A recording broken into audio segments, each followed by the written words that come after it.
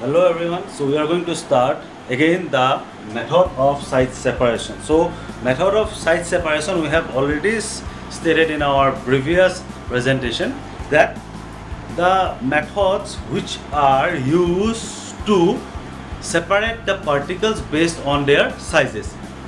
So first of all, here if we see the first component for today's discussion, it is your cyclone separator. As the term cyclone in itself say about the movement of a particle in a cyclic manner, right? So this is the overall arrangement of the particle of the apparatus. But before going to that, let us have one discussion how actually it acts.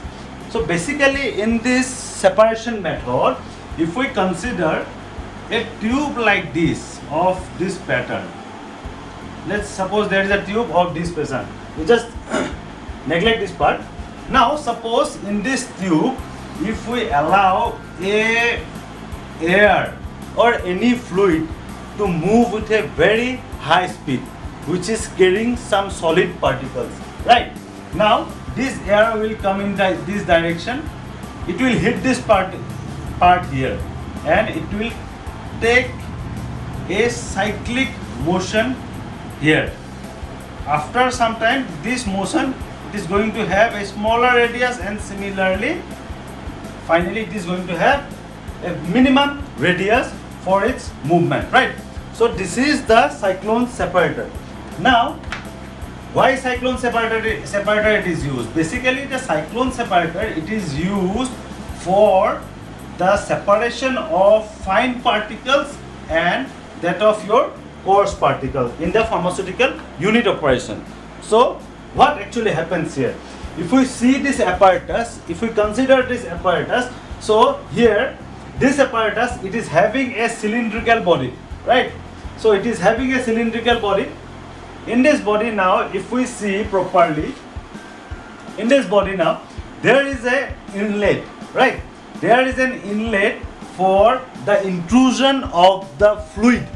Now this fluid may be either your liquid, and preferentially it is the gases. So gases which carries the solid particles, gases, I repeat, which carries the solid particles will be allowed to enter this cylinder via this inlet, right? Now once this gas or the fluid carrying the solid particle will enter this cylinder via this inlet, as it is having an electrical curvature, so it is having an elliptical curvature, it is going to move and it is going to hit the wall of the cylindrical vessel, right? So once it will hit the wall of the cylindrical vessels, the particle, they are going to give impact on the wall, right? Now once the particle will hit here, immediately after some time, this cylindrical vessel will have a conical base, open conical base. This cylindrical vessel will have one open conical base from where the particle, the bigger particle which will hit the wall of the cylindrical vessel will come down and will be collected here and so on, right? As in the inlet, we are going to give two types of particles, means for separation, one will be the coarser particle, another one will be the finer particle. The coarser particle, once after entering this cylinder through this inlet, they are going to hit the wall of the cylinder, and after some time, by virtue of the sedimentation force, here the gravitational force will not act upon, here the sedimentation force will act, where we are going to apply the Stokes law, right? So by virtue of this sedimentation force, these coarser particle, means bigger particle, will come down, they will settle here and they can be collected afterwards. Whereas the fine particles after hitting here, it can easily escape through this outlet along with the fluid. The finer particles can easily escape the outlet. So here along with the gas, we are going to get the gas plus the fine particle, right? Now where this type of equipments it is used? So basically this type of equipment, they are used mostly in the pharmaceutical industry as well as in different air purification system where the manufacturer or the companies, they sometimes investigate the amount of the exhaust they are sending to the environment. Suppose the industry, it is releasing the dust, fumes, along with that some other particle. There we can use one cyclone separator just to prevent the loss or the release of the coarser particle to the environment, whereas in the pharmaceutical unit operation it is used in this way. So few things we have to keep in our mind regarding the cyclone separator. First of all, in this separator we are not using any sort of mechanical energy. We are just allowing a high velocity of fluid inlet through this, and this inlet, it is going to give the movement to the fluid, right? Moreover, the gravitational force here, it will not play a crucial role. Instead of the gravitational force, here the sedimentation force will play the crucial role. Moreover, the thing is that, as we have already discussed, that the medium, right, there will be one medium. So here for the medium or for the fluid here, it is generally consist of the air plus the suspended drug particle, right? So it is very much important, and it have numerous advantages in the drug industry. For example, in the drug industry, it can be used to separate the solid drug particle from the liquid medium. Moreover, it can be used to separate the coarser drug particle from the finer particles, and many more uses are there. So this is all about the cyclone separator. So we are going to take the next type of separator here, which is okay. So in the next instrument which we are going to deal with right now, it is nothing but it is known as the mechanical air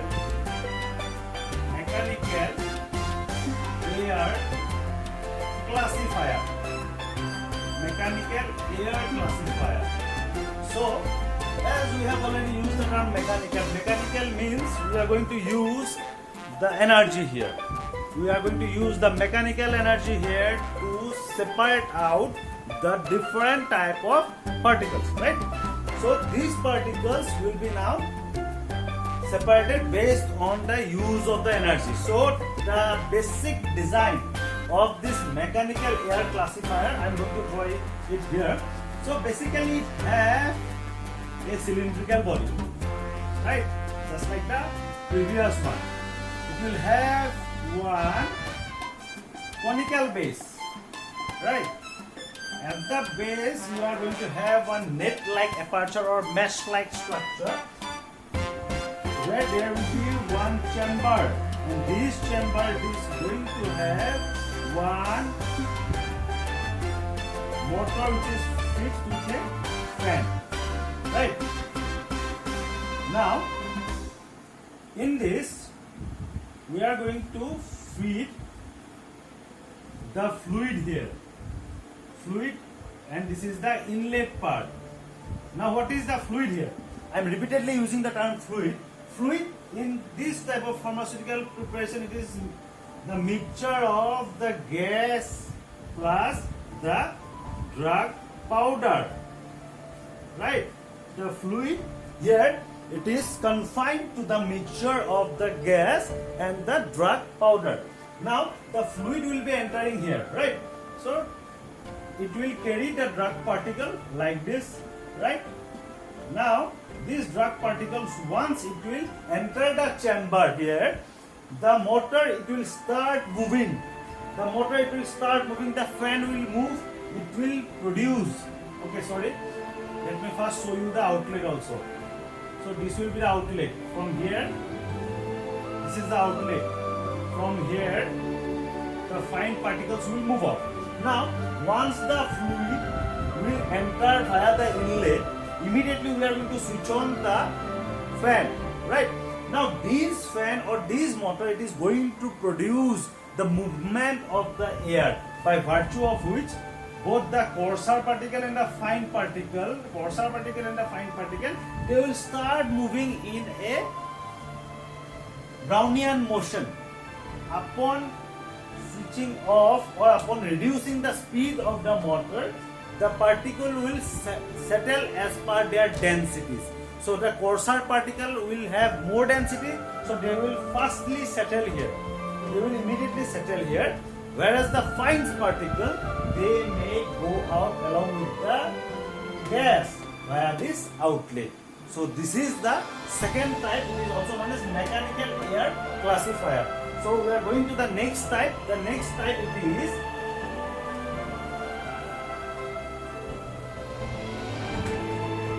okay. Now the next instrument, it is nothing but this is known as the air separator. The air separator. Now how this air separator it works? So if we see the construction of the air separator, it is very simple. First of all, we'll have one cylindrical type of vessel with a conical base, right? Now, in this vessel, there will be one central axis or central shaft. To this central shaft, we will have this shaft can rotate or this can move in this particular direction, suppose, right? So, in this central shaft, there will have two attachments. The first attachment is a rotating disc will be attached here. Moreover, a rotating blade will also be attached to this axis, right? At the top, here we'll have the feed, or we can say that is the inlet. At the top, we are going to have the inlet where we are going to put the drug particles, the mixture of coarse and fine drug particle, right? Now, once the feed is provided in this hooper or you can say inlet, immediately the machine it is started, the axis is start moving. Now, once the disc and the blade will move, by virtue of this movement, the particles, the coarser particles will now go and hit the wall. The coarser particles, once it will, the bigger particles, once it will come, it will hit the blade and finally it will hit the wall. So once it will hit the wall, by virtue of the sedimentation force, it will come and it will get collected here. So this is the outlet for the heavy particle or for the coarser particle. But similarly, we will have one more outlet. This is the outlet for the fines. The fine particles or the smaller particles, they after the separation from the coarser particle, the finer particles will come down slowly and steadily and they will be collected at the base via this outlet for fines. So this is the simple air separator machine and this is the way it works. But the thing is that I want to tell you that this air separator machine or your mechanical air classifier, these machines are generally, they work in conjugation. They work in conjugation with the ball mill as well as that of your hammer mill. So once you get the heavy particle or the bigger particle or coarser particle, these particles are again subjected for size reduction by using the hammer mill or the ball mill. After the size reduction procedure, again whatever the powder you will get, it will again be feeded at the top. This process keeps on continuing until and unless you got proper demarcation of coarse and the fine particles, and these fine particles that will be used for the pharmaceutical operation, just like the process of granulation as well as the preparation of tablets, sometimes preparation of sometimes preparation of emulsion or sometimes preparation of suspension. Preferentially the suspension it is used. So we are going to the next process here. Okay, now the next method, it is known as the method of elutriation. Elutriation. So what do we mean by the term elutriation? So elutriation, the term itself, it means movement of the particles. I repeat, movement of the particles against the direction of sedimentation. So here the direction of sedimentation is downwards by virtue of the gravitational force, right? If we move the particle to the upward direction, this will be the method of elucidation. So this is a simple arrangement of the procedure. So what we used to do in this procedure, so basically see, here we will have one cylindrical tank with two conical ends. One conical end is at the top, another conical end at the bottom, right? Now, this cylindrical vessel, it is attached to a stand, right? Now here we will have the inlet. So the suspension of the fluid, or you can say the fluid, which will have the air as well as the drug powders, right? Now it will be allowed to go in at this particular position, right? So it will be allowed to enter the cylinder, right? Now, by virtue of the velocity of this inlet, this particle, they will start settling down. So what we will get here, the coarser particle, the bigger particle will settle by virtue of their weight. Due to high density, the coarser particle will settle here, whereas the fine particles which are present along with the coarser particle, now these particles will be going out through this outlet. So this is the method of elucidation. What is the difference? The difference is just we are putting the inlet at the bottom, means it is provided against the direction of sedimentation, right? Now there are few arrangements. So how this arrangement are done? So if we want to connect two or more such elucidation tube, what will we do? So basically you see that thinner column, you can put it at the number one or first one. The bigger column as compared to the first one can be put in the second one, and similarly a bigger one in the third one, right? So you see here this was the inlet, right? What we have drawn just now. So this was the inlet. So once after covering this part, the inlet here, the fluid will escape this particular cylinder. Now this outlet of the column, or you can say channel 1 or cylinder 1, can be made the inlet of the cylinder 2, right? Similarly, the outlet of the cylinder 2 can be made the inlet of the cylinder 3.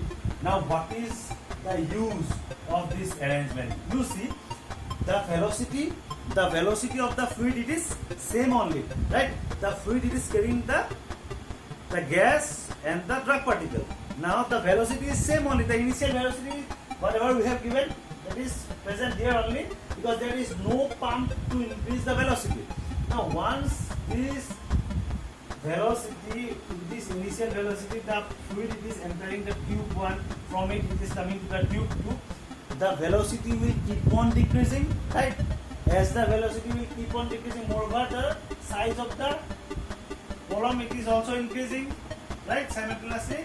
Thus the bigger particle will settle here, whereas the finer particles will get more space. As we keep on adding parallel tube, the finer particles will keep on increasing. Suppose here the coarser particle gets settled, right? Now the moderately coarse, or you can say moderately fine particle will settle here.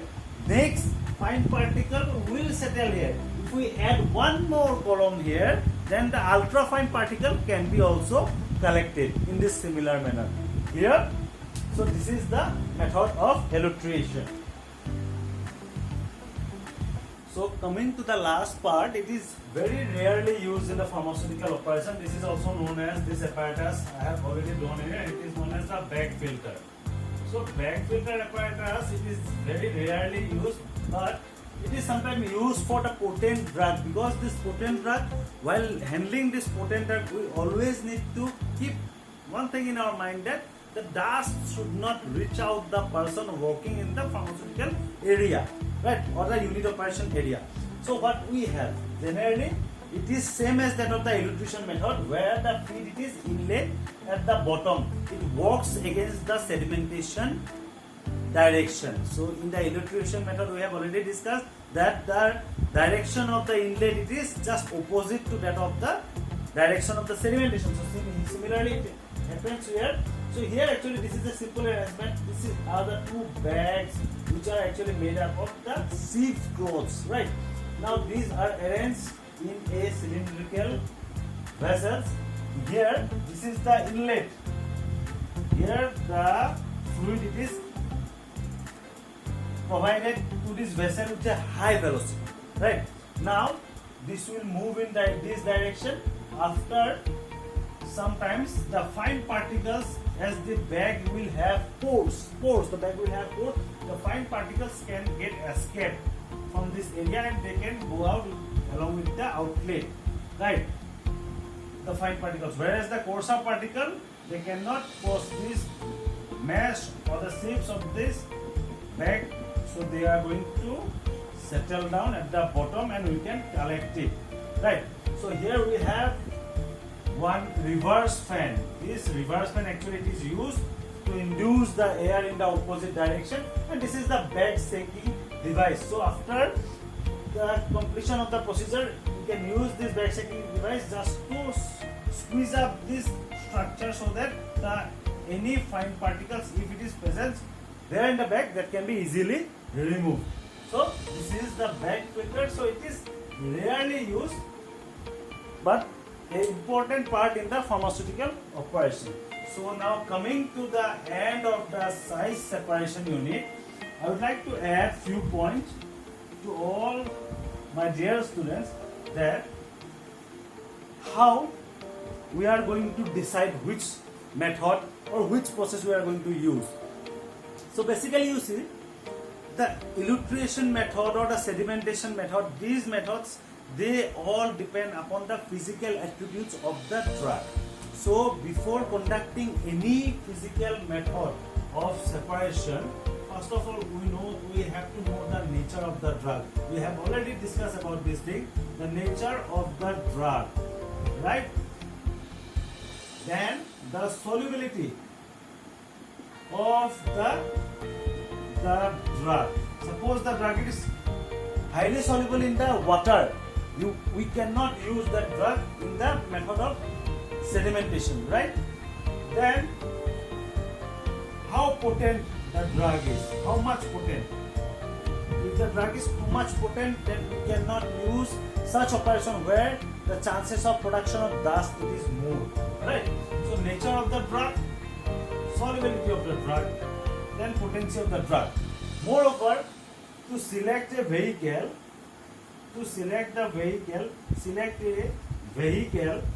for the process, we can consider the gas, we can consider the liquid, right?